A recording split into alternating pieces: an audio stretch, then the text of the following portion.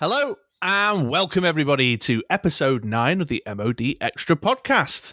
We are two massive man nerds who live our man nerd lifestyles and like to get together every 2 weeks to talk about what we've been up to. I'm Chris, otherwise known online as True Mr. Six, and that guy over there is Andy. AKA Fugues, mate. Those strong guys. Yeah, he's got some good voice lines, that guy. Yeah. Good eye. Yes, Fuse on Apex Season 8. Which of recording, came out yesterday. Indeed, yeah. We both had a little bit of a go, although we did not manage to get together to play on launch night, did we? Not yet, because my download took longer than expected. Yeah, I don't know what you guys... You've got like hamsters on wheels in your green boxes at the end of the road or something. Maybe, yeah. I need to have words with Virgin because I checked my download speed and it's like 4 megabits. But I'm paying for 200. So there's something not quite right there. Also, for a long part of it, we were watching Harry Potter whilst it was downloading, which I think means it uses up the energy on one thing as opposed to the other. There's only so much bandwidth. Yeah, uses up its energy. That's a bit of a Dice Masters related way of thinking, but I get that when it's particularly bad when the Amazon Fire is used in the bedroom upstairs. I don't know why, but that one particular telly goes on with the Amazon Fire Stick. Yeah. Everything just grinds to a halt. But yes, here we are back again after 2 weeks. We're here to share our dad, nerd, man-child lifestyles once again, and we've got a cracking episode for you. But as always, we like to open up by having a bit of a chat just in general about what's been going on in our nerd lives over the last 2 weeks. So let me ask you, Andy, what have you been up to since we last recorded? Oh, well, not been going out a lot. I've been trying to find different things to keep us entertained. So the England household a couple of weekends ago had a Back to the Future binge. Started it at 4 o'clock with Back to the Future, and then went on to Back to the Future 2, and then surprisingly finished off with Back to the Future 3, all in a row, one after the other, which was great. They're timeless classics. They are. They're excellent movies. Although I watched them myself not too long back, and I bought them on Blu-ray, and I found the HD was a little challenging because it made the dodgy special effects look even more more dodgy. I can remember that holographic Jaws and thinking, oh my God, that's amazing. Yeah, it's not. So that was fun. We have also been making our way, I referenced Harry Potter earlier, we have been making our way through the whole series of those, starting from the first, and we have got the Deathly Hallows Part 2 left, which we are saving for Friday. We have a family Friday Harry Potter with popcorn and nice all bits on Friday night when school finishes and work finishes. So that's keeping us going. Anything else that we've been up to? Expanse, I said last week, and I think we're going to have a little chat about it in a bit. But briefly, I have made my way through to the end of season 4. So some hell of a binge in there. That's been great. Really good. I can't believe that I watched the first episode and dismissed it and then tried it again and then binged all the way through 4 seasons. That's a complete flip-flop on my behalf there. You're nearly completely up to speed there then, because I've just watched the series finale of season 5. Oh, yeah. I kind of like series that are like 20 odd episodes in a series. Anything short, and I feel a little bit kind of shortchanged. I like those big ones. Oh, really? Yeah. Well, we can talk about this a bit later, but when you get into something, I want to devour as much as possible because I'm really interested in the storyline, really like engaged with the characters. I'm really enjoying watching it. So I want to churn through it, but I don't want it to end. Right. So like, at the moment, I'm a little bit apprehensive because I know there's probably about 13 episodes left, and then it's going to be this big hole that I've got to try and fill it with something else. And it's quite hard to find the like a good quality thing that properly like hooks you in. But yeah, I mean, I don't want to waffle on about that. What's the final episode of Agents of S.H.I.E.L.D. this week. Oh, final, like the big old, that's it, done. Yeah. So caught up with the final season. They drip fed it on Disney Plus, which is very annoying. And watched the final one was released, I think, last week. So watched that this week. It's quite sad. Did you cry? No. No. I replaced it with The Expanse. It's okay. Fair enough, yeah. You hussy. Yeah. And I think that covers it. We've been doing some Apex. We've had a little few games together before Season 8 dropped. That was very enjoyable. Yeah. So that was fun. And that pretty much covers it. I think there's probably some movies in the middle there that I've forgotten, but that's about it. Oh, pretty straightforward then, really. Yeah, lots of TV, lots of movies, lots of not going anywhere, and lots of mindless slobbing on the sofa. Well, you could do a lot worse than the Back to the Future trilogy. Indeed. How about you, my friend? How about me? So I've just recently started watching Warrior Season 2. I don't know if you've seen this. Is that like something from the 70s? Have I made that up? That's The Warriors, isn't it? That's The Warriors, yeah, the movie. Now, this is a TV series that was... Bruce Lee had something to do with it, I think, somewhere back in the day, and then it's only just got made. It's it's set in San Francisco during the 20s, and it's about these Chinese immigrants coming over to San Francisco and sort of settling in the city. But they're part of a Chinese triad gang, and they're all kung fu masters and stuff. You know what I mean? All good. So yeah, lots of high kicking and Bruce Lee style punching, but it's actually pretty good. So I enjoyed season 1. It was on Sky, and it was on a little while ago, but I just let it build up on the planner, and I've just got cracking on with that. So that comes with a Chris recommendation, Warrior, if you like a bit of chop socky with your period gangster stuff. I also have watched Lower Decks on Prime. Oh yeah, the cartoon. It's like it's Star Trek, but it's kind of Star Trek parody, but it's official Star Trek. It's weird.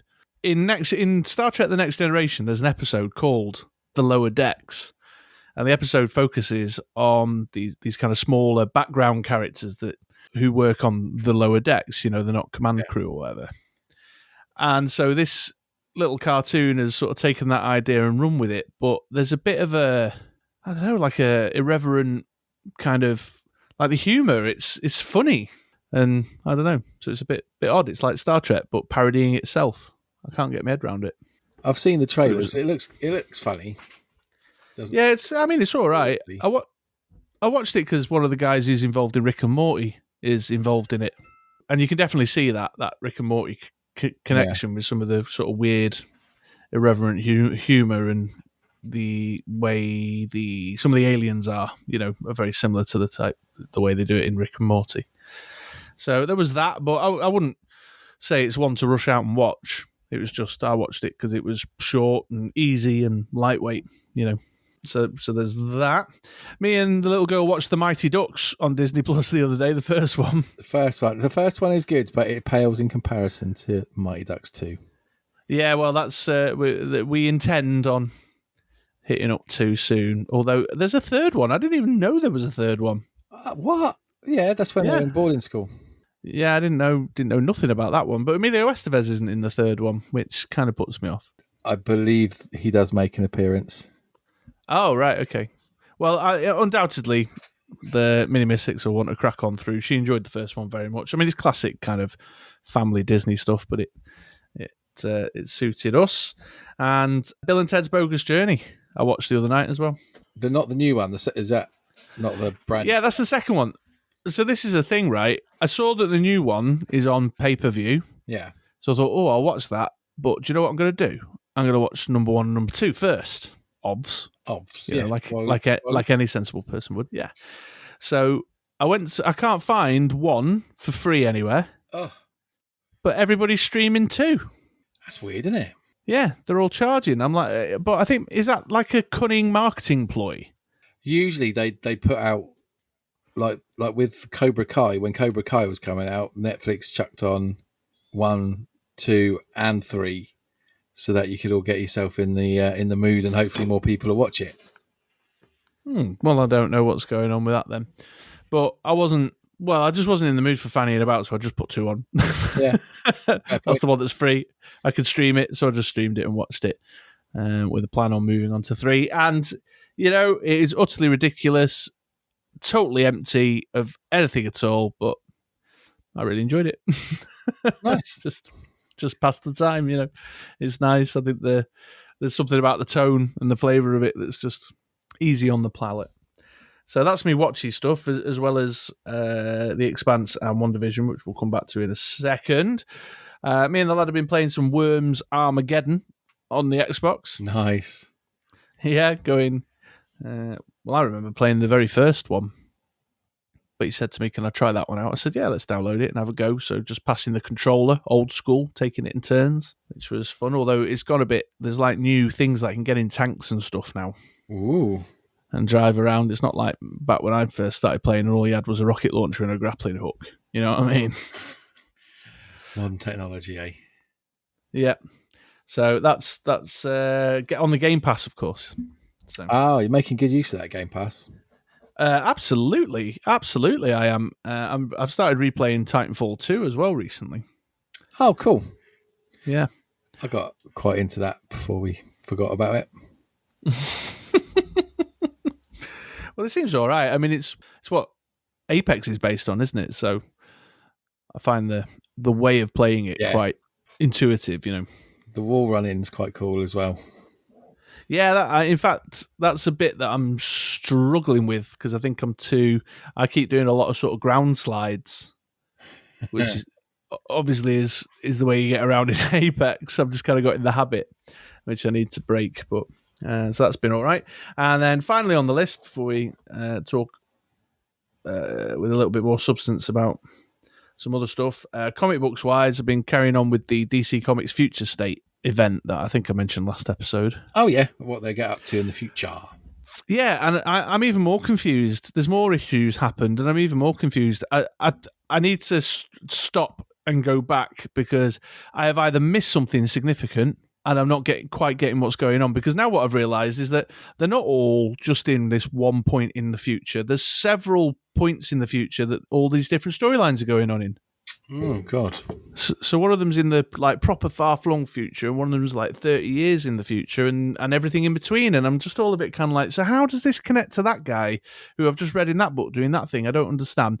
There's 2 Wonder Womans, and they've not explained where either of these Wonder Womans have come from. And I'm utterly lost with it. I don't. Maybe there's another comic book reader out there who's like, yeah, but Chris, you've missed, if you read this issue, that'll explain it all. But I've not read that issue. There's obviously a reading list or a guide out there somewhere that I need to get familiar with, because I am confused as fuck, man. And it's affecting my ability to enjoy the books. Is it one of those things that it's going to explain it later?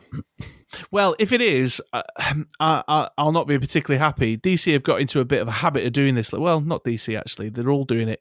This kind of way of writing, mystery box style. There's something coming, unraveling bit by bit by bit, which I find very frustrating sometimes, because I don't think it's right to make your audience think like we're lost and confused. It's like, it's fine to have a mystery, but let me feel like there's some momentum to the mystery.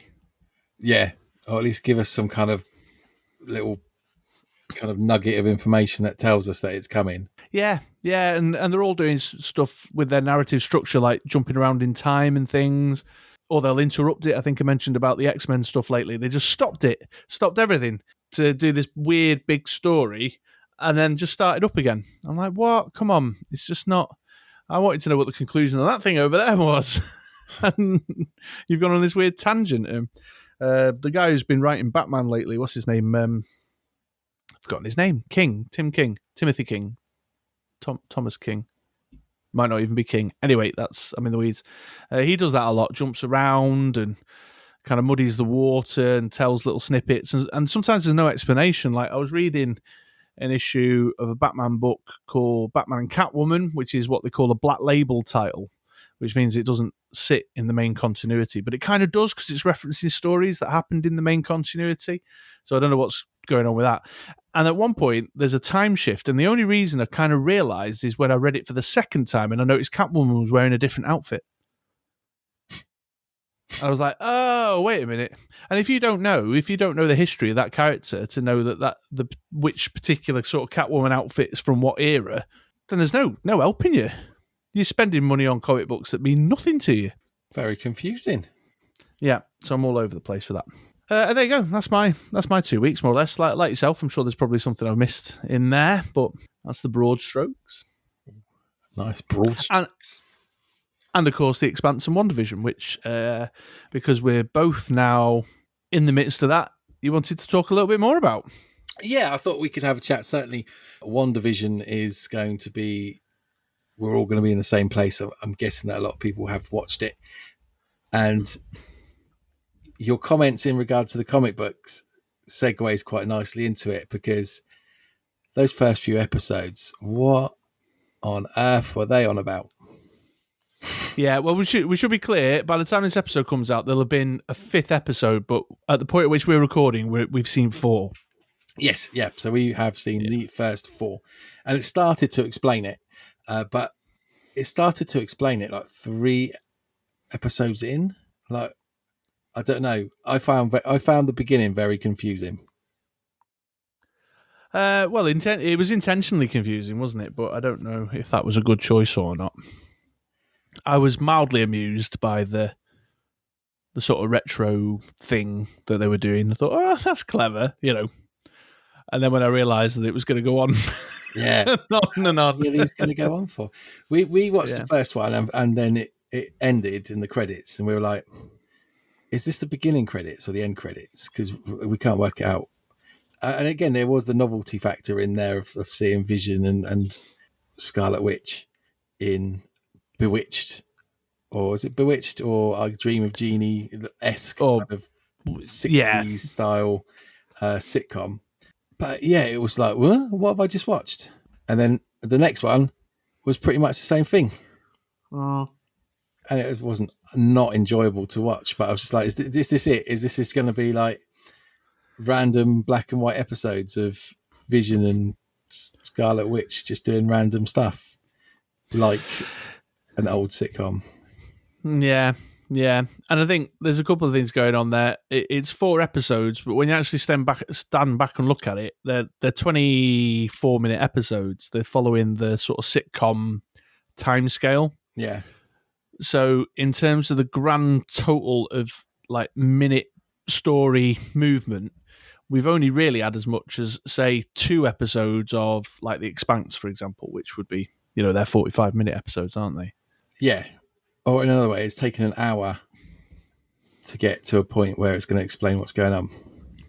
Yeah, and then even then, it's not really actually explain what's going on. Are we skirting it spoiler wise? Are we trying to stay? No, I don't think. If you haven't watched it, then you might want to skip for the next few minutes, because I think people out there who will be listening have probably watched it. Yeah, okay.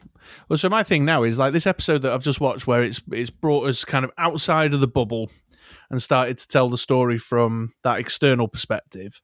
It hasn't actually told us anything we don't already know.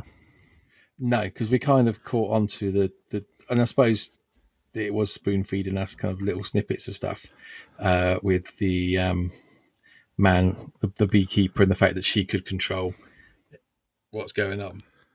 But yeah, absolutely. Is there a storyline in the comic books that? Well, potentially, yeah. I mean, it seems like there's a few kind of Scarlet Witch Vision related storylines that they've kind of mashed in together. Right. There's certainly something about the fact. So in the comic books, Wanda has the 2 kids, the twins, as she has had in the TV show just in the 3rd episode. Okay. But it turns out that she wasn't pregnant. She created them using the chaos magics and her mutant abilities to alter reality. Right. So she created the 2 kids. The Avengers realized that this was the case. when a demon called Mephisto came to collect them because the twins were basically like such a strong chaos magic deposit that it was like, ooh, I want to go nom nom on that. You know what I mean? There's a very famous, very disturbing piece of artwork from the particular issue where Mephisto's got the two kids fused to each of his hands. I'll send it you. It's quite a famous, very disturbing image.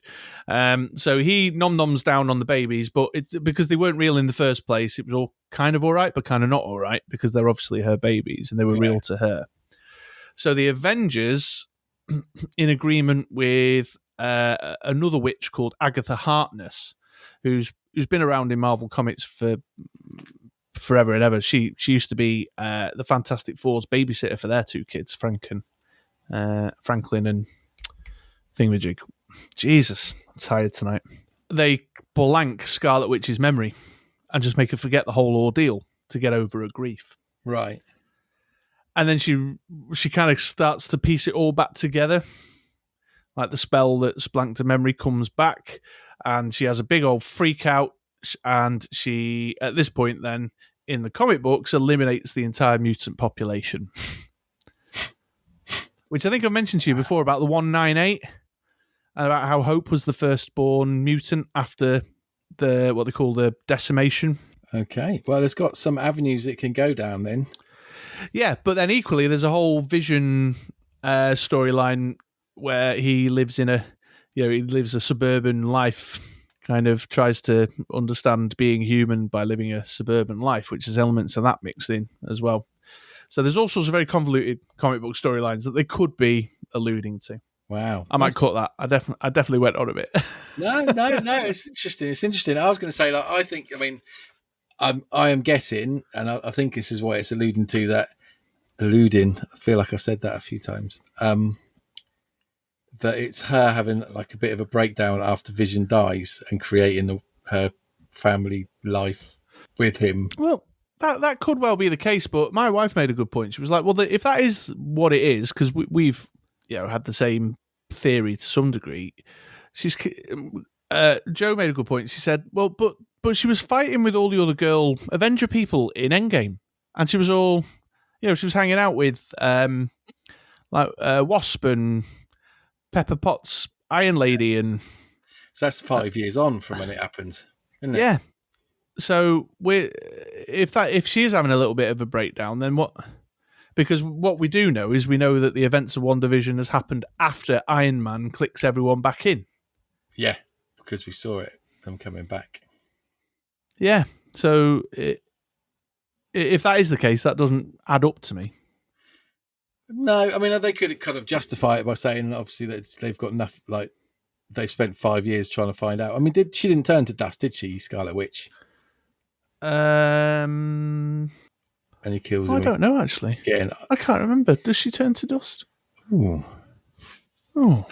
That's a good question, because that would make sense. If she did turn to dust and she'd just come back, then I can kind of see why. Yeah. Did Wanda turn to dust? Yeah, she did. So it's, according to... Right. That'll explain it then. My Google search, Scarlet Witch fell to the same fate as so many of her comrades, also being dusted. Tragically, she is seen cradling Vision's body, then it hits hard, the dust takes over her entire body, working its way upwards before whisking her away. So so she's obviously back, beating the baddies, and then had a little bit of a breakdown and then created a little town to live in. And I reckon that she's going to turn proper evil, which from what you've said in the bit where she kills all the mutants is... she doesn't kill them, she alters reality and depowers them. Oh, okay. But I've got she might turn into a baddie, and then she might be a baddie because she's been a baddie and then she was a goodie, so she might go to be a baddie again. Yeah, well, we'll see. Baddie, like proper, like Joker baddie. Certainly, it's definitely not out of the realms of possibility, is it, at this stage? And there's been talk about her being a significant part of the upcoming Doctor Strange movie, so could be something there. But yeah, I'm just frustrated because I'm like, well, they're doing that thing where they're making... It really annoys me when TV does this, where they make you think you're getting like good value telly. And when you actually stop and think about it, like, I've not seen nothing happen. There's nothing actually happened here. I've just been told the same thing every episode 4 times over. And the perspectives you're giving me aren't even really adding value. That does me nutting. So the one that you guys will have probably seen already, and the one that we will be watching come this Friday, will hopefully, I'd like to see it push forward a bit. Yeah. I think the trailer seems to imply that there's going to be some stuff going down. That'd be cool. But nonetheless, it's got us talking. It's got us interested. It's got us engaged in what's going on. So it's kind of done its job in that respect. Yeah, I mean, it was the one I was least looking forward to, really, compared to, say, Loki or the Winter Soldier and Falcon. Oh, yeah. I hadn't really thought about it. I was looking forward to all of them. Oh, fair enough. So there we Fair go. enough. I'd like to know what you guys thought of WandaVision, the first 4 episodes, or the one that you've just watched. If you want to let us know, then put it in the comments of this vodcast video on YouTube. Please do. Please do. Cool. The other thing I wanted to munch into a little bit was The Expanse. Like I said, in the what we've been up to this week a bit, I've managed to munch through 4 seasons very, very quickly. And I thought we'd have a little chat about that. If you've not watched it, then we won't give too much away. But if you don't want to know anything about it, then skip forward a little bit. But really enjoyed it. Really enjoyed it. It's right, completely my cup of tea. It's very, very good. Very, very good. So to give you as listeners a brief explanation in case you haven't seen it, it is it's, as Chris described a few weeks ago, it's like Firefly meets Battlestar Galactica. So you've got this cool little group of spacefarers. That's probably the right word, isn't it? Yeah. Yeah. They end up very quickly with their own little ship, but it's quite a powerful ship, to be fair. But the Rocinante. The Rocinante, as Alex says it. And then they fly around and be heroes. It's a story in a season, if that makes sense. So it's not individual stories. Like, for example, Firefly was one episode was a story, and although it had themes through it, it was one kind of story. So does that make sense? It does, doesn't it? It does, yeah. I think Firefly was maybe always warming up to a bigger thing, but it never obviously got there, did it? Yeah. You find that, like, I found it with going off topic, the X-Files. I really enjoyed the first kind of few seasons of the X-Files, where it was just one kind of random thing that they dealt with, and then it kind of, it never actually really concluded, but it came to an end. That story came to an end as that hour like story. And then as it went on, and it got really, really confusing. You could watch like episode 3 of season 2 of the X-Files and enjoy that as a one-off hour-long story. And then it got really convoluted with the smoking dude, and really, like, you'd watch it and it'd be like part of a longer story, and you're just like, what the hell is that all about? I think we watch TV differently nowadays, though, as well, don't we? Yeah, I think so. Compared to, like, if you missed an episode of the X-Files, that was it. You were fucked. You know what I mean? Like, I missed last week, so I didn't. Oh, Dad, you taped over it? Oh, come on! And that's it. Game over. You have to wait for a repeat. Whereas I think we watch TV. I think of Quantum Leap. That was always a kind of thing a week, wasn't it? Or yeah. they had a couple of 2-parters or whatever. But 18 was the same, wasn't it? But I suppose, yeah, you're right. I've not actually ever thought about it before. But with modern series, with the fact that you can catch up, watch it whenever. On demand, there is more, which is a story over 13, 20 episodes as opposed to a story a week. Yeah, it's much more common now. 24 and shows like 24 and Buffy the Vampire Slayer and stuff from the early noughties was sort of the beginning of all that. Lost. Oh, Jesus. Prison Break, stuff like that. Yes, yeah. Yeah, so that's I'm sure we could probably think about that more, but let's not go down that rabbit hole too quick. So it is it's good. How would you just kind of describe it? I've kind of given the overview of it. Go on, you take over for a bit and we'll talk.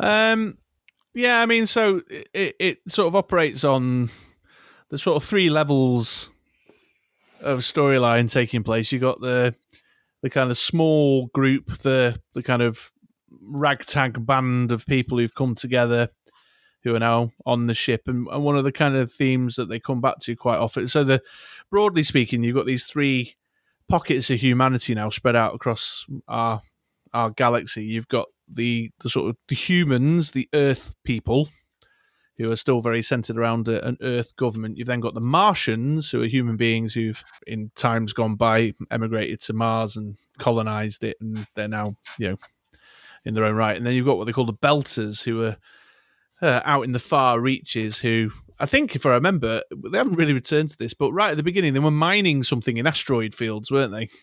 That's how they all came to know each other, I think. Yeah, I kind of see it a little bit like the Wild West. Yeah. Although one of the kind of growing storylines throughout is that the Belters, this third kind of pocket of humanity, are trying to organize and unite and become more. And you've got what's his name, Fred, and his Jesus, what's he called it? Like the Union of the Belters. OPA, thank you. Yeah. So you got that kind of level of storyline going on, and one of the key things about the smaller story of the crew is that they all actually come from different backgrounds. So like James Holden, the captain of the ship, is from Earth, and Naomi is a Belter by birth, so she's only ever lived in the outer reaches of space. She's in fact, there's a whole thing. There's a storyline about her not being able to actually set foot on real land because she's been out in space so long. Yeah, and gravity affects their organs. Yes, yeah, and you got Amos, he's from Earth originally, but he's kind of hiding out in the belt for reasons that become apparent. And then you got Alex. Yeah, they do. Is that in Series 5? It may well be. I guess so, because I've seen up to that. And they've given away snippets. Yeah, you can kind of put it together anyway. But yeah, he goes back to Earth because a relative dies. He's my favourite character. Yeah, he's cool. And then you got Alex and Bobby, who are Martians by birth. So you got their smaller story going on in that larger political thing, but then in the big picture, you've got when I first described it, I said it was Firefly with a bit of Battlestar Galactica and a bit of Stargate. You did, yeah. I've forgotten that reference to Stargate. Yeah, because there's this whole element of that.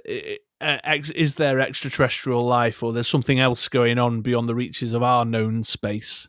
And various things happen kind of down that pathway as well. Yeah, and there's all kind of bit of West Wing thrown in there as well, with all political powers going against. Yeah, and there's a bit of that in Battlestar Galactica as well, I think, isn't there? That kind of political faction kind of thing. So there's all this in the melting pot, and you might go, well, that's a lot, but it really works. It really kind of works. Yeah, it's really good. They come up against a super weapon that is being developed, and that super weapon is a theme throughout everything that I've watched so far. Different elements to it where they try and harness it and then destroy it, and it's very cool. And it's got Predator in it, not Predator. It's got the Punisher in it from the movie. Thomas Jane. He's also that's right. President as well in the Olympus Has Fallen, isn't he?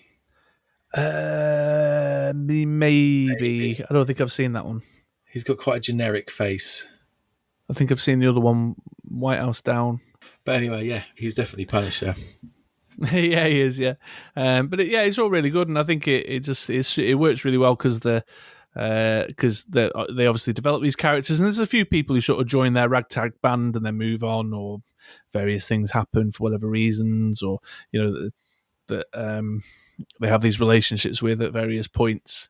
And it just because you've got these characters to care about, and that you kind of really, I mean, like Bobby, I think Bobby's amazing. She's just badass. Yeah, she's very cool. Martian Marines. Yeah, she's just this hardcore Martian Marine who's ended up in the mix through a variety of circumstances, and she's just like bigger, tougher, meaner, but then really likable as well. She's not an arsehole, is she? No, yeah, I was thinking about this series because it's like you find the different characters. Some of the best characters are characters that you really, really hate. And they're obviously doing a really good job because you really hate them. For example, the guy out of Cobra Kai that his name's falling out of my head, but the bad guy, I hate him, really, truly, absolutely hate him, which means that he's a brilliant actor. Also, I've watched some Harry Potters. I really hate the not Imogen, the one that makes him scratch his name. It's scratch lines in the back of his hand. Oh, Bellatrix. No, the teacher. Oh, in the pink suit. Yes, Dolores something. Maybe. Dolores Umbridge is the character's Umbridge. name. Anyway, like when you really hate someone, you know the actor's good. But on the same respect, if you really like a character, especially when they're doing stuff that isn't always right, that also shows like some really good acting. Like the political one, I can't remember her name. I'm great. I really should research better. Avasarala. Yeah, who's got the husky voice and swears like a sailor. Yeah, she's brilliant. She's a political being. She's done good things and bad things. She's made decisions, but ultimately you can tell that what she wants is the best for everyone. And you like her, even though that she's a politician, and she swears so much. It's great. Oh yeah, and she's sharp as a whip as well, isn't she? She's brilliant. Just she's doing an interview, being all nice, and then they'll cut off, and she'll be like, "Fucking, rah, rah, rah, rah."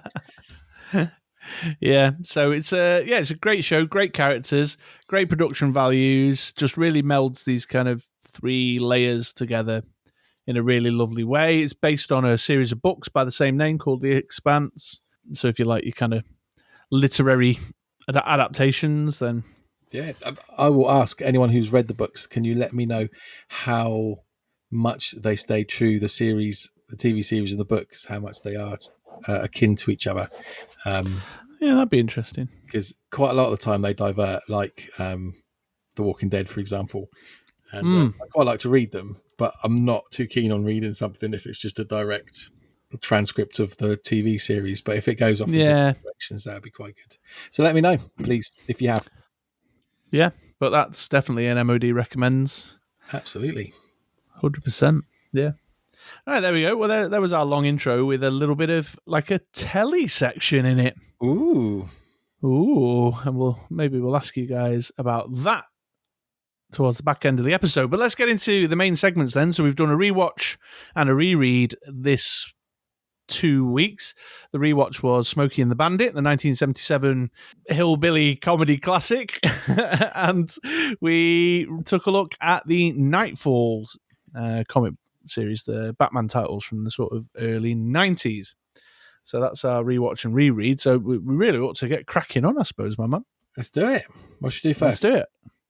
What did we start with last week? We started with the last episode. It was the comic, wasn't it? Last episode, the comic book corner. So let's do the Andy's retro movie corner. Let's do it.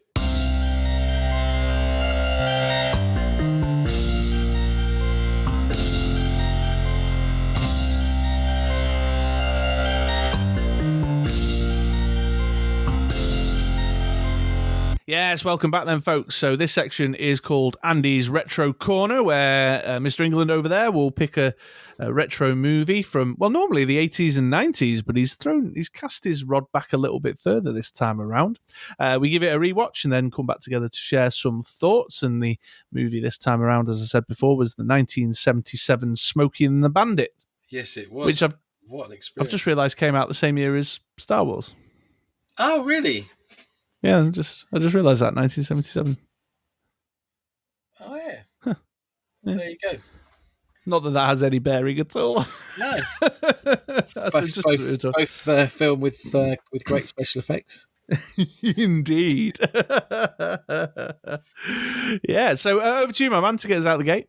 Okay, so Smokey and the Bandit. Now, the back of the box or the description from Netflix is as follows.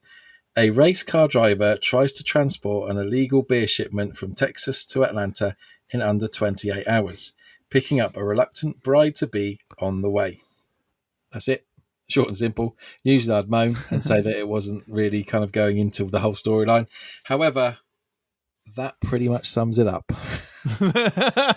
It most certainly does.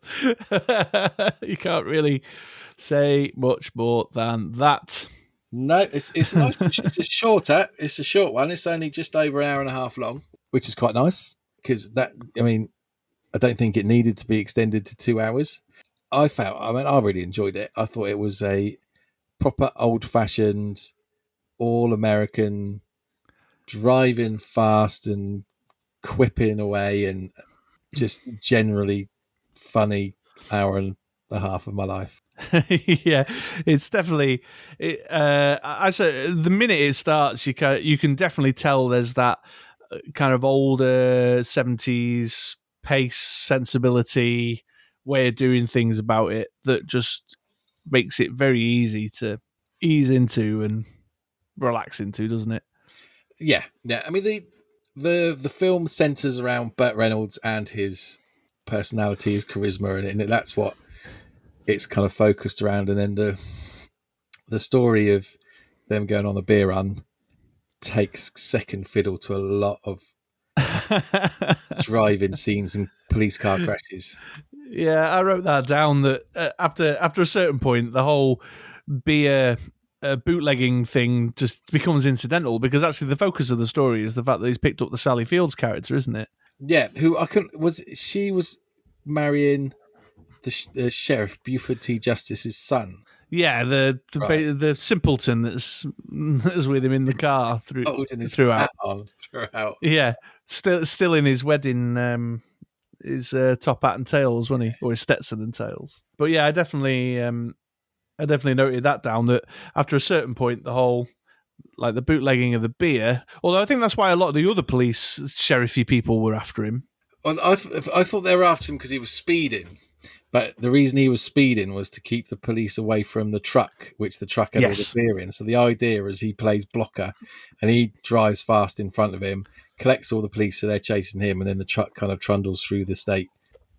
Police who need to pee an awful lot. Yeah, or visit prostitutes, one of the two. Yeah, it seems that whenever that Trans Am went flying by, the copper was taking a leak. But yeah, it's simple. It was just simple, like really simply put together. It's like, right, here's your premise. We're gonna go get this beer. Although I wrote down here, look up the cause thing, and then I never did.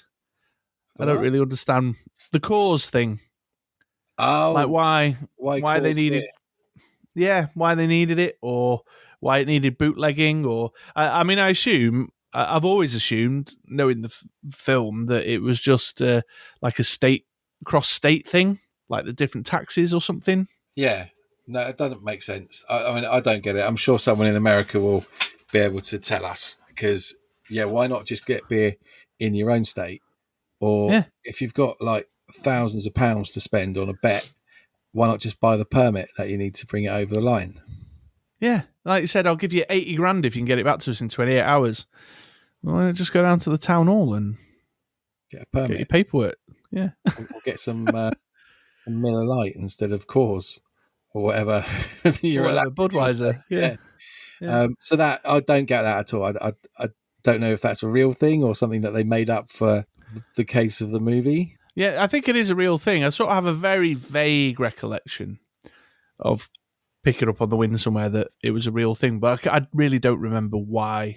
But as we say, that became largely, like, to use your phrase, second fiddle, because the main driving force was then the fact that he picked up Sally Fields, the runaway bride, and the reason Buford T. Justice was chasing him was because he wanted to, I don't know, snatch her and take her back and force her to marry her son. I'm not really sure. It was very unclear what his desired outcome was going to be. Vengeance on her in some descriptions. So probably best that she didn't stick around him too much. The Buford T. Justice. Let's spend a minute to talk about that as a comedy character. Right. So there have been a number of characters very akin to him in different things. I've been thinking through them all. There's Boss Hogg. Yeah. Is very similar to him. Actually, Boss Hogg's like a weird mix between Buford T. Justice and the Enos whatever senior that puts the bet on that he can't do it. But with the matching suit with his son. That kind of fat American loudmouth. Southern gentleman. You've got is it the same character, the same actor that is in the James Bond film, which is in the car with Roger Moore, and he's like, anyway, digress. Yeah, but I know again that sheriff. Yeah, you've got the one That's Southern sheriff. Yeah, from the Dukes of Hazzard, which isn't that Boss Hogg? That is Boss Hogg, isn't it? What was the one I said before? You said Boss Hogg. Oh, okay, same guy. So anyway, is it funny?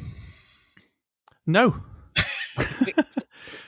But kind of, yeah. So this is an interesting thing. I think one of the reasons why I enjoyed the film as much as I did is that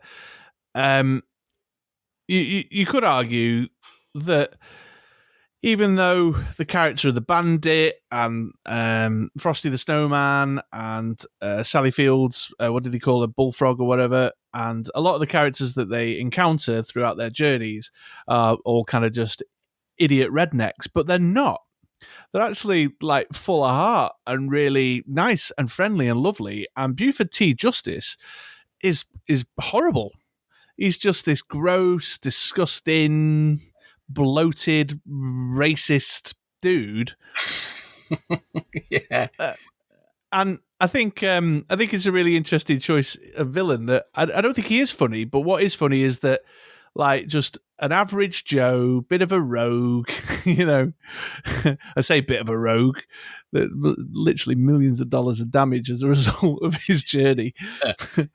But he and this sort of folky band of people who don't know each other other than talking on a CB radio largely got the better of him. And there's like this really odd thing about like abusive power, and I don't know. So he's not funny, no.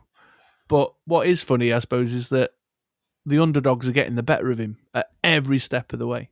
I think he's very much slapstick humour that was very popular in the 70s and 80s. I've been trying to think of more examples. There's the one that always the nasty one in all the Police Academy movies. Who's the same kind of setup. You've got him, and then you've got his like sidekick who's stupid. Yeah. It's a replicated theme. So obviously somewhere along the line, someone's thought, hold on a sec, this format works.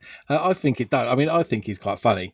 And I wet myself laughing when he says, boy, when I get home, I'm going to punch your mother in the face.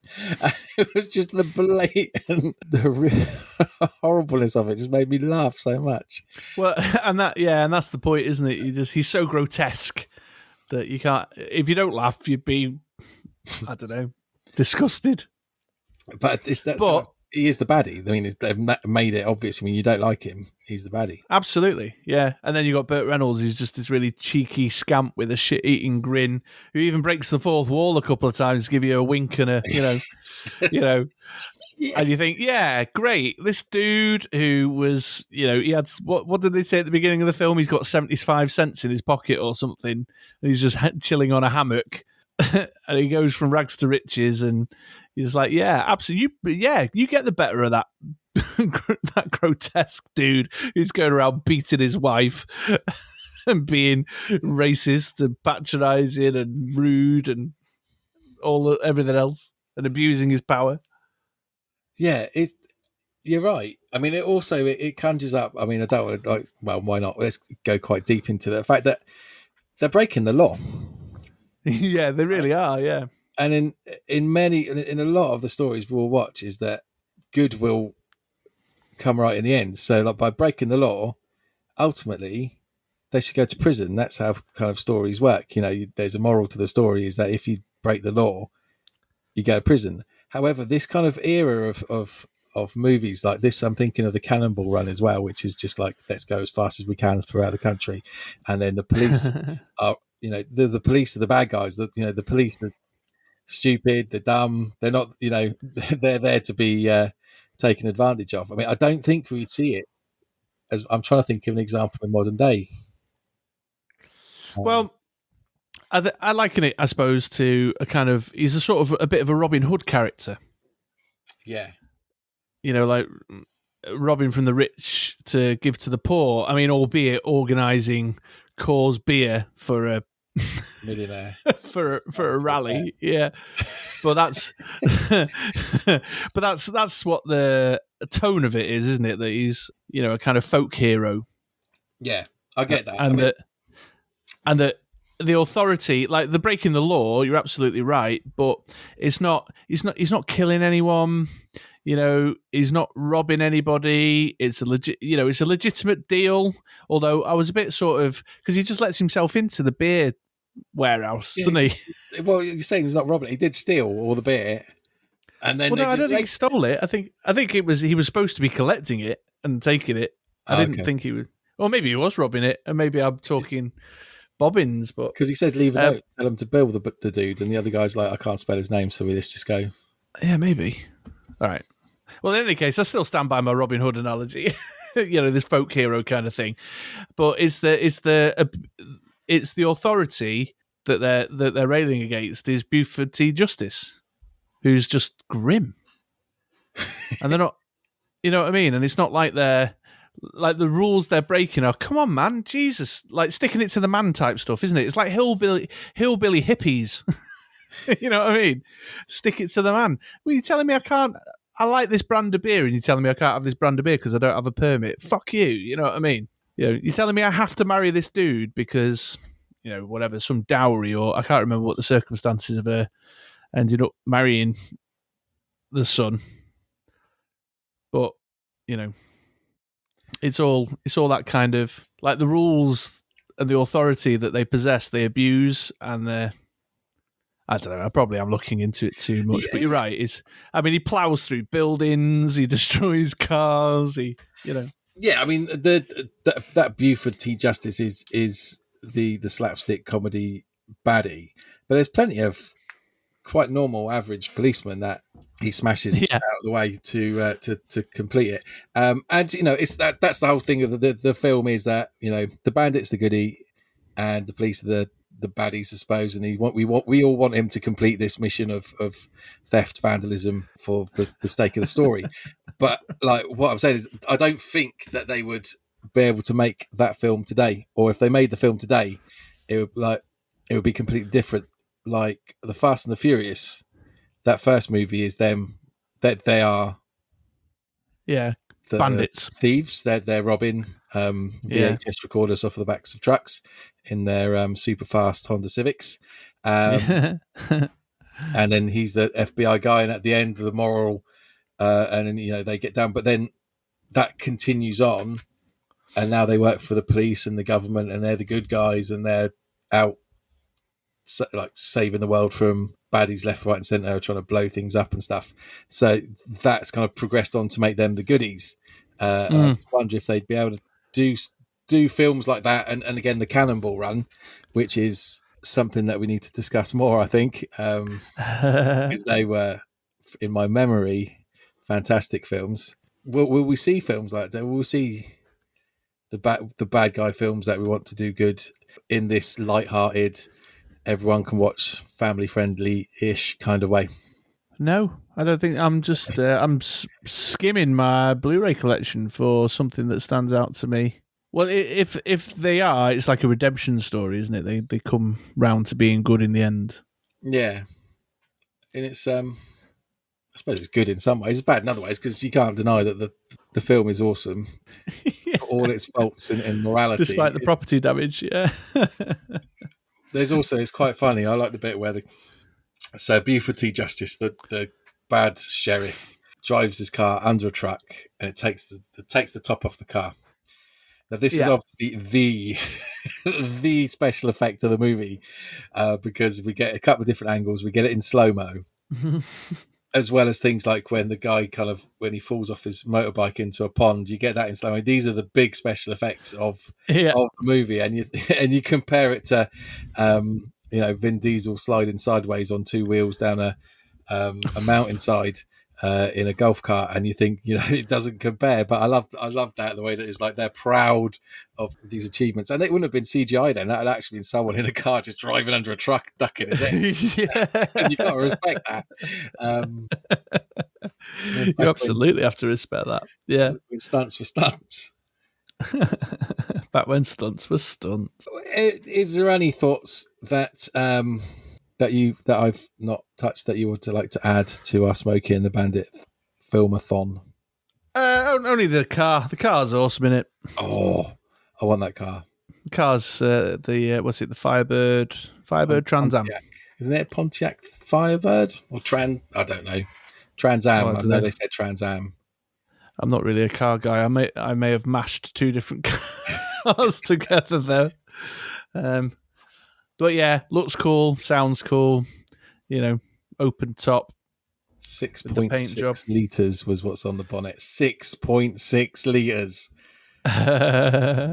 That's like 6 times my Nissan Qashqai.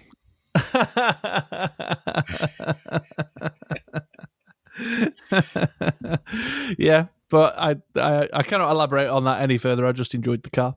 You can imagine that would be like 4-star as well. That's not unleaded petrol. 6.6 litre engine for. Oh no, he'll be red diesel. He'll be getting red diesel from his dodgy diesel mates. You can imagine the hole in the ozone layer just creating above it as he's driving along. I want it. Yeah. I'll have that car in a second if I could. Yeah. So that was the only other note, other than Buford just grossed me out. Like the way he ate his burger, the way he spoke, the way he looked, everything. Just did not like that guy. But I wasn't supposed to like that guy. No, so in many ways, it is a good. It worked. It works. The actor and how they've portrayed the character works because you dislike him and you're not supposed to. Yeah, and I kind of appreciated those hippy dippy, stick it to the man values. Well, yeah, very good, cool. Well, I think that sums up Smokey and the Bandit. I think it was. I think I'm right in feeling that Stu is a big fan of that movie. He was there for he certainly knew what was going down. Yeah, and a big respect to Stu because great movie. I always imagined him as being a little bit like the Bandit. He looks good in a hat. Does. Could do with a tash. Grow a tash, Stu. Yeah. There you go. Tash, shirt open to the belly button. Get your chest hair out, yeah. And only take your hat off when on to the next segment. Yeah.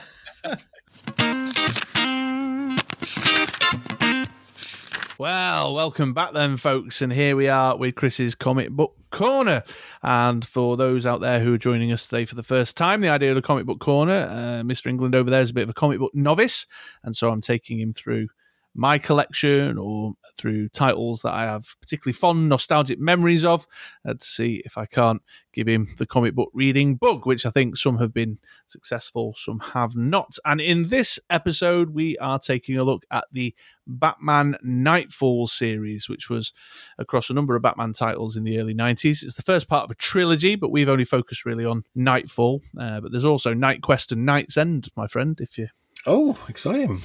Yeah, we'll ask you in a minute whether going on to the next section of the trilogies of interest, I suppose. So Andy's been away. I think I'd sent you over the 2-volume collection, but I think did you say to me you only finished one and a bit? Yes, I've finished one. So I've just started the second one. So I suppose am I halfway through the overall story? Halfway through the Knightfall storyline, yeah. So I'll give the back of the book, shall I? Yes, please. The inmates of Gotham City's Arkham Asylum are loose, and Batman is in hot pursuit of the Joker, the Riddler, Poison Ivy, Killer Croc, Scarecrow, and more. Pushed to the limit, the Dark Knight comes face-to-face with Bane, a hyper-pumped-up monstrosity who delivers a crippling blow that changes Batman's destiny forever. Dun, dun, dun. Dun, dun, dun. Yeah. There you go, there's Knightfall. So to just give some broad strokes there, at the outset of the storyline, Bane has declared his intention to defeat the Batman. He wants to take control of Gotham City and defeat the Batman, mostly for the prestige of defeating the Batman, but also because he wants his little criminal empire. And in order to do that, he decides that just going head-on at the Batman's not going to work. So the first thing he does is he breaks all the nutters out of Arkham Asylum with the intention of essentially giving Batman a gauntlet to have to run. And one way or another, it's going to work out for him because Batman will be defeated by one of the nutters or he'll just be too exhausted and destroyed by the end of the ordeal to really be at his best when Bane finally faces him. Yeah, I like the pace of these ones. So I'm halfway through. I finished volume 1, which, with all good storylines, puts our hero in the worst possible place. So at the moment, poor old Batman, he's not in a good place for where I am. But up to get there, it's been relentless. So there's no slow build up. There's no kind of charactery development things that like drone on. It's bang. Everyone that you've just captured over the past however long, and I think this is Batman where he's getting older, if I'm right. Is that right? 'Cause there's old Batman, there's young Batman, then there's kind of getting old and cynical Batman. He seems to be in the older, cynical Batman kind of. It kind of depends who's writing him at any given time, really, to be honest. He seems more Affleck than Clooney. Fair, yeah, fair. Yeah. And it's non-stop. I like this a lot, and I'm looking forward to finishing it off because it is literally it's Batman against big character, Batman against big character, Batman against big character, and each comic book part of this series or two is him smacking heads against another one, and then another one, and another one. And bless him, I don't know what happened before the start of this kind of story arc, but he's already pretty fucked. Yeah. He's already kind of on his last legs, like needing a couple of weeks in Marbs. And what he's got is he's got everyone that he's put away in prison scampering all over the place. Yeah, and it doesn't rely on your. So even if you haven't been reading Batman titles up to this point, and perhaps you're not familiar with all the villains that he faces, it establishes very quick. You know, it relies on some pre-knowledge, I suppose, that you have to know and understand that Arkham Asylum is a prison for mad people, and it's where his rogues gallery goes because they're all lunatics and stuff. But outside of that, you know, they establish very quickly that Firefly, he's the guy. He sets things on fire. He's setting things on fire again. Need to stop him. Zaz is like knife serial killer dude, and he's got himself into a boarding school, so you need stopping. You know, they establish that stuff very quickly without you having to have pre-knowledge of all these people. Back at the time, I'd have probably read leading into this and afterwards, but you don't need it at all. No, it establishes the. I mean, I'm not sure if there's anyone out there who doesn't have a brief understanding of Batman. And so, like things like Arkham Asylum, that's a given, and it explains all you need to know, which is Batman's a bit knackered. Everyone he's put in prison or Arkham Asylum has kind of been broken out, and he's got to capture them again. It feeds you all you need to know, and it's just slam straight into the action. Which is really cool. There are some batshit weird Batman villains. There definitely are. Yeah, I think I can't think of any other superhero villain kind of. I mean, the Spider-Man ones have got some weirdy ones, but just completely out there, like the ventriloquist. What the fuck is that about? Like, this guy is just like this weird old psycho ventriloquist with a sock, trying to find his dummy. Which kind of there's some slight humor or dark humor within the pages, which I enjoy and keeps me kind of engaged. Like the ventriloquist just following him through his kind of seeking his ventriloquist puppet that was taken away from him when he was put in the asylum, and his kind of split personality, which kind of diverts, never really gets involved with Batman at all. But that kind of made me chuckle. Has his own little storyline going on, yeah. But then equally, there's some really dark stuff going on, you know. It's Zaz. Is that how you say it? It's Zaz. I think so. Yeah, I've only ever read it on the page. He is a character in the new Harley Quinn and the Birds of Prey, the fantabulous emancipation of Harley Quinn, or whatever its full title is. Yeah, he's a character in that, but I've not seen the film, so I don't know whether he's directly replicated or not. But yeah, he's a serial killer, and he's a strange one because he's kind of the direct opposite to a lot like Penguin, Riddler, Joker, very cartoony. I know obviously different, but in essence, very cartoony. He's like a mass murderer that just kind of, self-harms every time he kills someone. Yeah, just straight up serial killer style, like Son of Sam. non-Batman in the way I see Batman and the kind of flamboyant villains, very kind of just dark and scary, as opposed to say Bane or Poison Ivy. They're all doing horrible things, they're all killing people or whatever else, but in a kind of almost kind of cartoony, kind of non comic booky way. Yeah, exactly. Yeah. Whereas he's just like, oh, girl school, let's go and kill some. That'll do. Yeah. Let's go and like slit them throats. Ooh, and it's like, ooh, kitchen knife, lovely. That'll do. Wind up toy penguin that's going to explode. Yeah. Do you have a flower on your lapel that squirts acid? You do not. You have a kitchen knife. Okay, and that. Oh, it turns out that was all you needed. Oh, yeah. What is he doing wrong? So yeah, that's quite. But yeah, I quite liked it being introduced to some of the oddboard villains that I've not heard of before. There's one of the first pages is a screen that's up, I think, in front of all the policemen. And Harvey Bullock, I never actually read anything about him before, so that's quite interesting. And you've got all the different characters, and you're like, I know him, I don't know him, I know him, I don't know him, I don't know him, I know him, I know him, don't know him. So that was quite cool. Yeah, very good. Yeah, very good.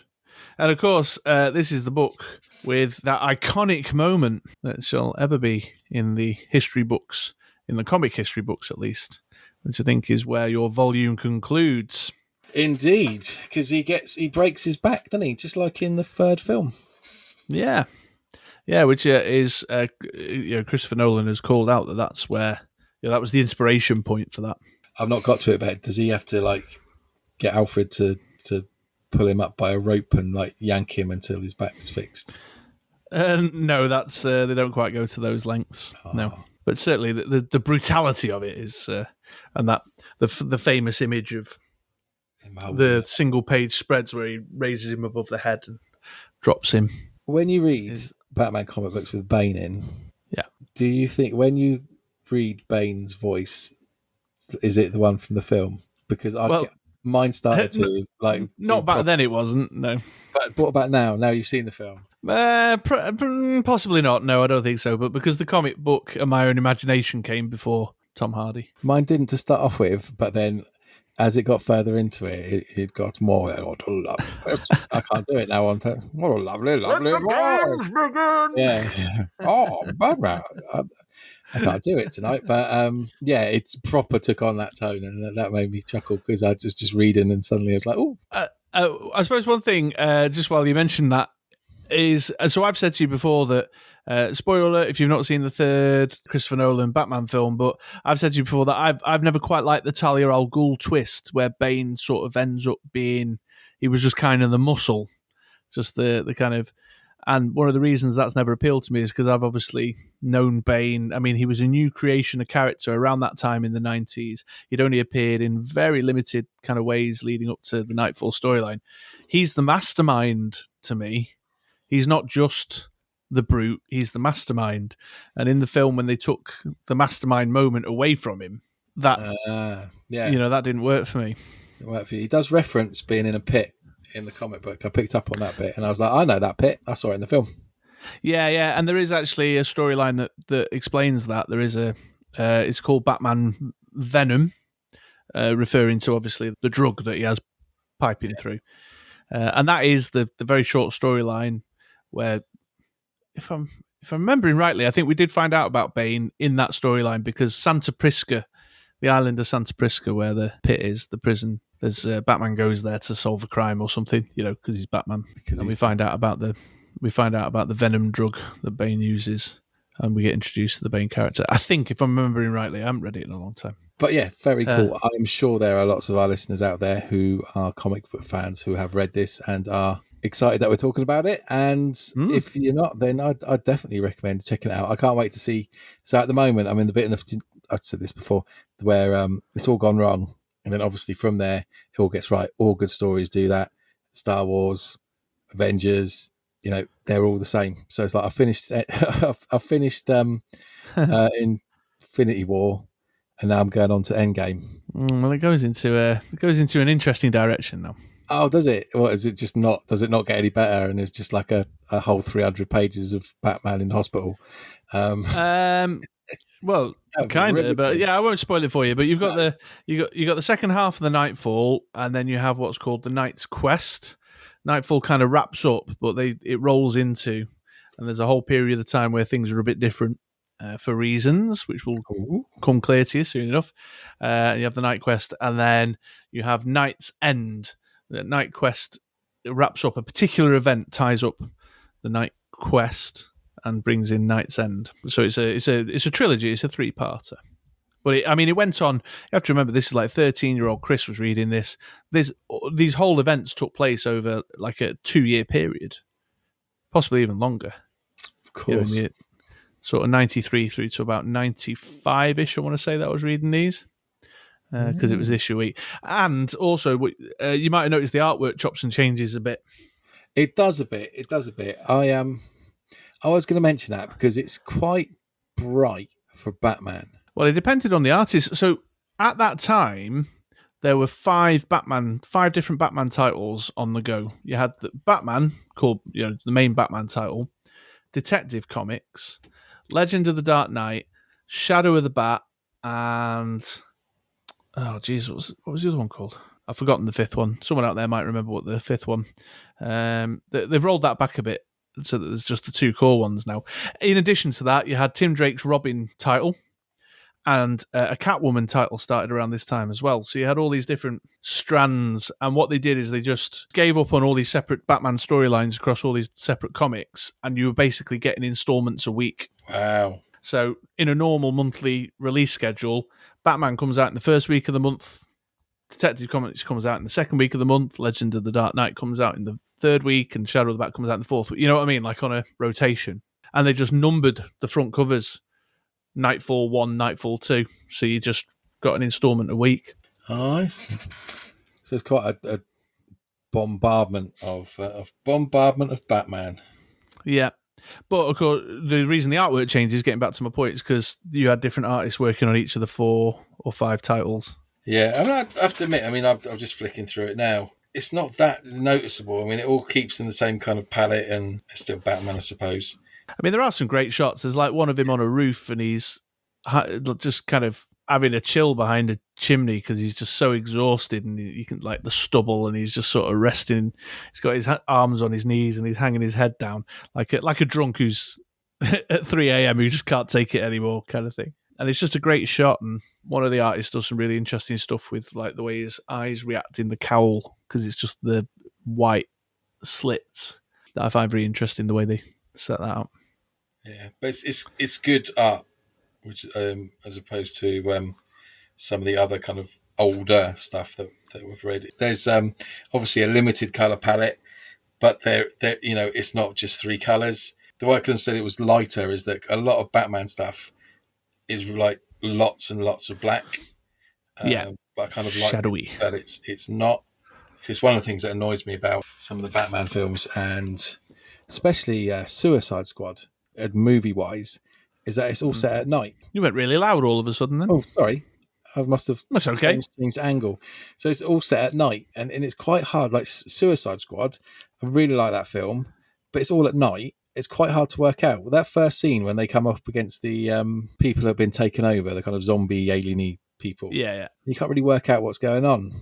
Whereas, for me, there's nothing scarier than when shit's going on in the middle of the day, because night, scary, at night. But then when it's day and then horrible stuff's going on, usually that's more hard hitting. So bit of a tangent, but that's. But there you go. I like the way that it wasn't kind of all dark and miserable, and you can actually see what's going on. It's like Avengers, middle of the day, alien attack. It's just average day, people going to work, boom, massive snakes with aliens attached to the side coming through a hole.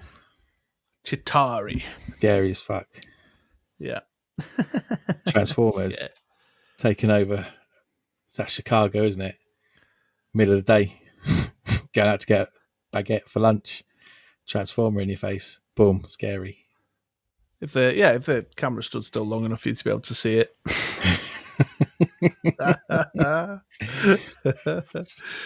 Well, there we are then, folks. We're clearly meandering away from Knightfall, so that gets the Andy England seal of approval this week.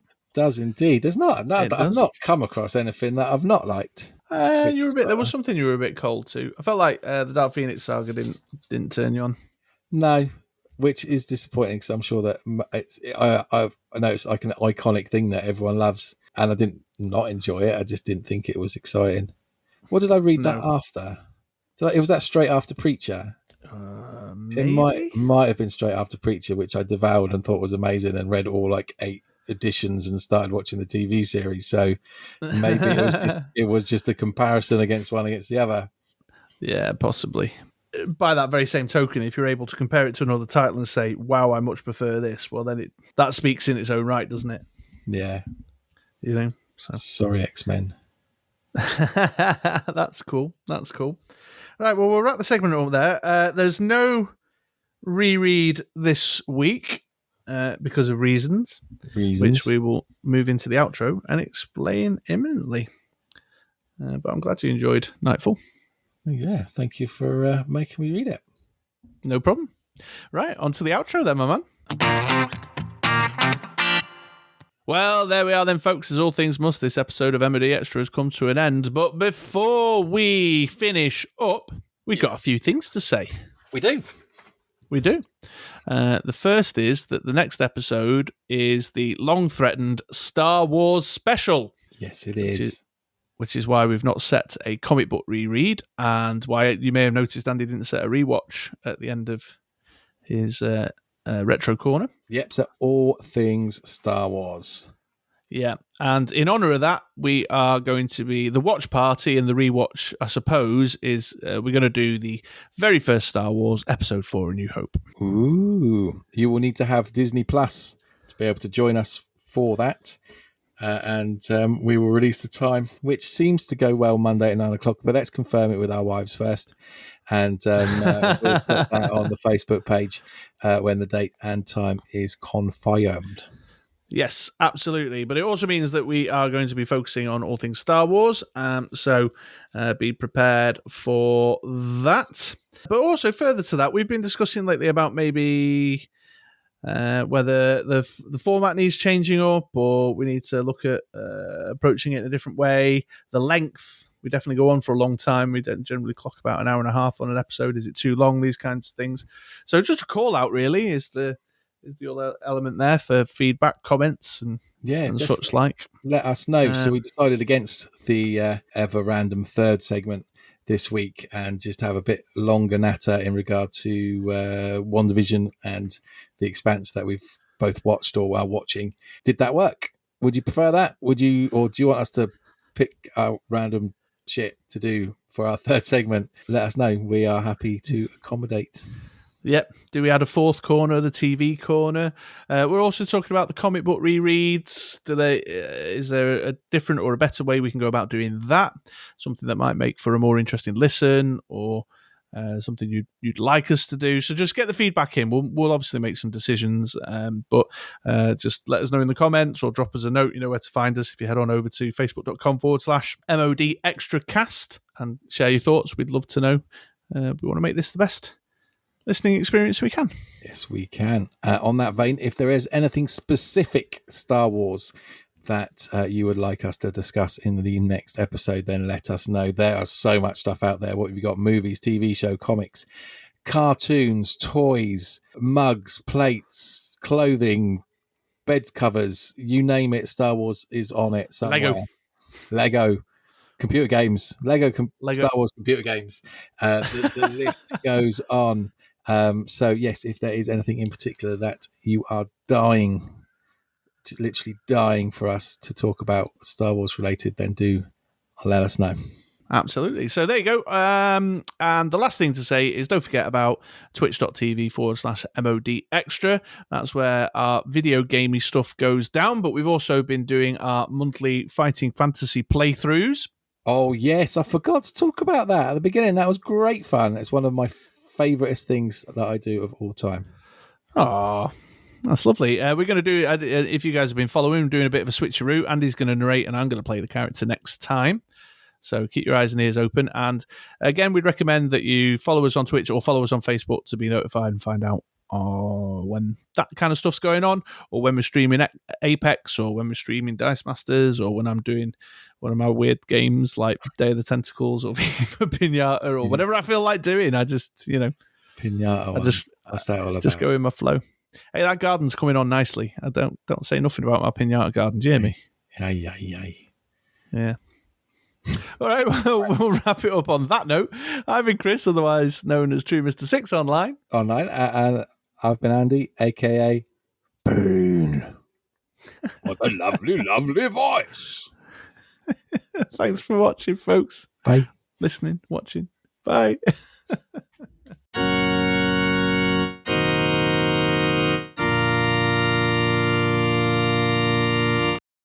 That's a good episode. That's a good line. Yeah. Writing that down. Back when Stunts was Stunts. It's not got porn in it, though.